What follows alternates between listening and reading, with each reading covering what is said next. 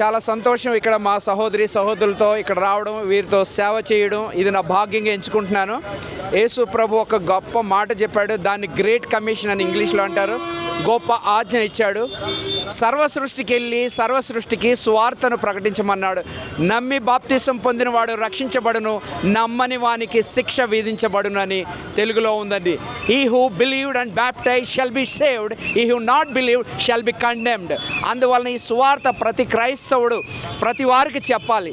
వారికి చెప్పలేకపోతే వారు నరకానికి వెళ్తారు. మనం తప్పకుండా చెప్పవలసిన బాధ్యత దేవుడు మన హృదయాల్లో పెట్టాడు. మనం రొట్టె ద్రాక్షారసం మనం తీసుకున్న వెంటనే యేసు ప్రభు గురించి, ఆయన మరణం గురించి ప్రచురం చేయాలని వాక్యం సెలవిస్తుంది. ఈ భాగ్యం మాకు ఇచ్చాడు. ఎవరైతే వీక్షిస్తున్నారో, ఎవరైతే చూస్తున్నారో, మీరు కూడా ఈ రక్షణ సువార్తను ప్రతి ఒక్కరికి చెప్పాలి.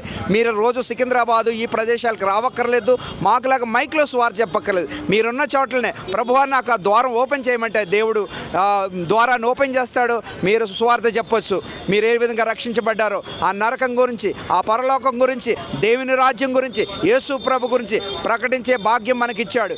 ఈ ద్వారాలు ఇంకా మూయబడలేదండి, ఇంకా తెరిసే ఉన్నాయి.